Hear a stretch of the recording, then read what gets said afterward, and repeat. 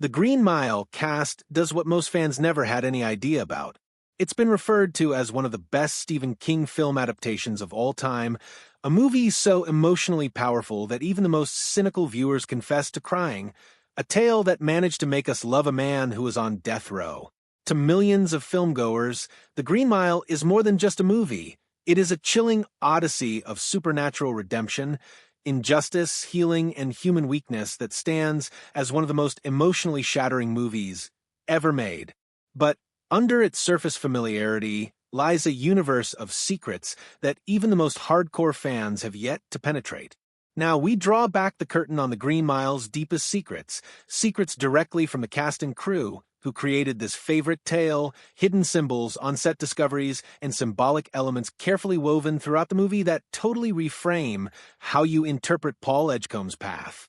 From Tom Hanks's surprising confessions about his character's spiritual awakening, to the remarkable transformation of Michael Clarke Duncan as John Coffey, to the scenes that could have given the film an entirely different meaning, this is the untold story of The Green Mile.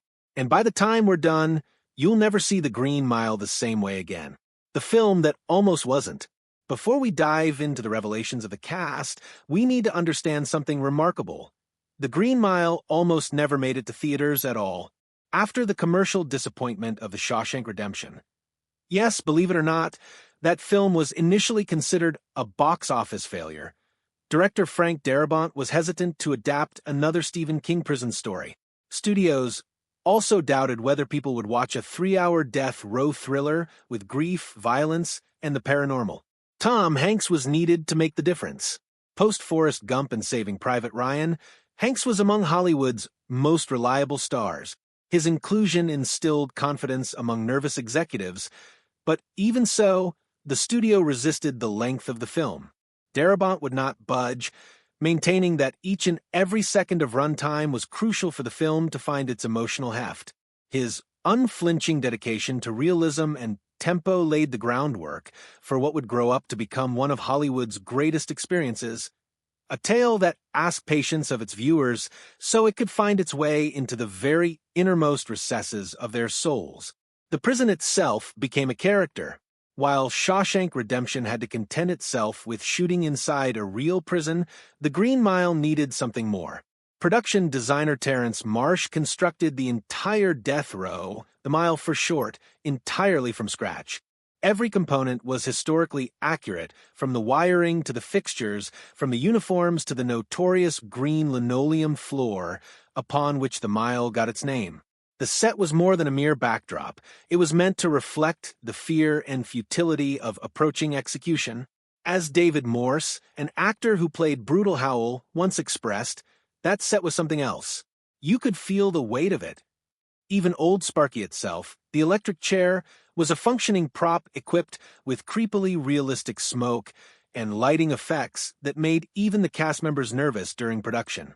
Frank Darabont heightened that realism by subjecting his cast to silence. Actors spent hours in character, guards on duty, prisoners in their cells, instructed simply to be without speaking. That exercise gave the performances authenticity. Every actor brought their own inner backstory to the role. Tom Hanks envisioned Paul Edgecombe as a World War I veteran, a violent experienced man seeking decency. Michael Clarke Duncan researched individuals in need of care to portray Coffey's childlike naivety, transitioning from hunched, innocent passivity to silent strength when utilizing his healing abilities. Doug Hutchison, portraying Percy Wetmore, called upon childhood bullies to inspire Percy's cruel sadism. Each movement, each glance, each inhalation had layers unseen by the viewers but strongly felt on screen. The Green Mile also contained symbolic meanings that most people never consciously realized. The green color wasn't merely a set design aesthetic, it symbolized death itself. Green drapes in the death chamber, the sponge that was supposed to be moist, the glints in Wild Bill's eyes, all gentle foreshadowings of death.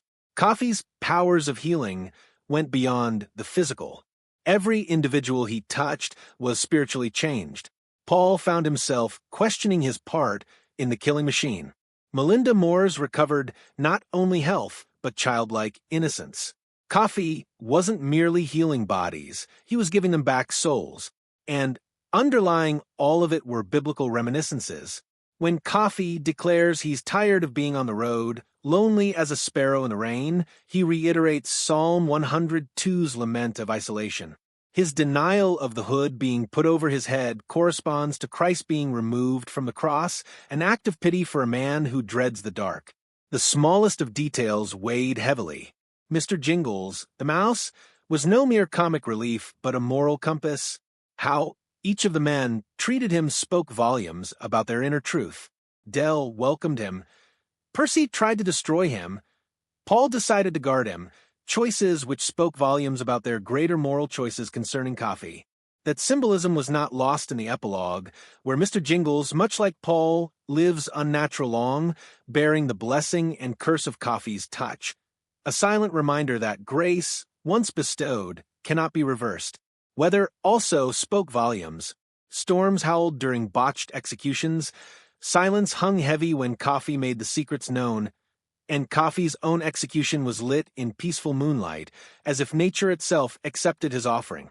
Only in the last cemetery scene, years later, does the sun finally shine brightly for the first time, a quiet recognition of Paul's freedom from his lifelong burden once he has told his tale.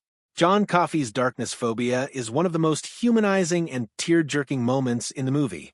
Even with his near-mystical capability, Coffey proves himself to be but a man afraid of what he cannot see. His fear even turned his execution into something intensely intimate, as the guards broke protocol to fulfill his desire to die with open eyes. The twin malevolence of Percy Wetmore and Wild Bill Wharton also contributed to the moral complexities of the film. Percy was institutional cruelty under protection of connections and privilege, and Wild Bill was random, uncontrolled violence. They both reflected the institutions that cover the guilty while killing the innocent. Their story arc, bookending on Percy's catatonia at Coffey's mystical touch, reinforced the inevitability of consequences for cruelty and abuse of power. But the real miracle of the Green Mile isn't Coffey's curing. It's the moral transformation he brings about. Paul and the guards start out as gears in a machine geared towards execution. By the end, they're ready to risk everything, jobs, liberty, maybe even their lives, to affirm the humanity of a killer. That change of heart is the movie's greatest message. That even ordinary men in a rotten system have the capacity to choose kindness over brutality. Coffey's gift was not healing tumors or infections. His miracle was to awaken bravery within the hearts of those around him. The movie almost lost its now classic ending. Studio executives complained that Paul's old man narration in the nursing home was not needed. They had envisioned ending with Coffey's execution. But Darabont resisted the epilogue, arguing that the film wasn't about death, it was about living with guilt, about the lifetime toll of decisions. Without the vision of Paul, decades later, still grappling with what occurred, the viewers would miss the full richness of the story. The epilogue reinterpreted the entire movie, not as a ghostly tragedy, but as an exploration of mortality and accountability. And yet, there are scenes we never got to see. Cut from final release were Paul's initial day working on a mile, which would have highlighted his inexperience, and additional scenes with his wife Jan, illustrating how prison work had tested his marriage. Although never released, these lost pieces serve as a reminder that even at 3 hours, The Green Mile is only one potential manifestation of Darabont's vision. Few behind-the-scenes tales are as uplifting as Michael Clarke Duncan's. A former ditch digger and celebrity bodyguard, he couldn't believe he was capable of playing such a role. Nervously stuttering during his audition, he read Coffey's monologue about growing weary of ugliness in the world, and the room went silent. Darabont was certain he had just found his Coffey. With mentorship from Tom Hanks on location, Duncan evolved into a performance so potent that it resulted in an Academy Award nomination and propelled a career that would take him to Hollywood fame. The Green Mile's performance at the box office was respectable, but not spectacular, grossing $136 million in the domestic market. Its real strength came later on. on DVD, on cable TV, it reached its audience spreading by word of mouth. It became the sort of film people watched, but also shared with friends and family. With time, it took its place alongside modern American classics. Why does The Green Mile survive?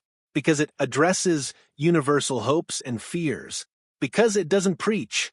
Because it doesn't provide simple solutions. Because it presents us with cruelty, with grace, with injustice, and with miracle side by side, and then leaves us to wrestle with what that means. It is a reminder that even where systems are broken, we do have the choice to act compassionately. It is about humanity, what can be removed from us and what cannot.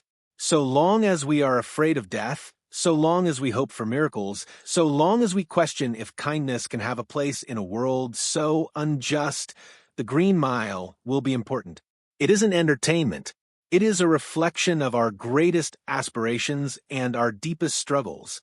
By every detail, by the symbolic mouse, the foreboding weather, Duncan's acting, Darabont's refusal to skimp on anything, The Green Mile was made with intention.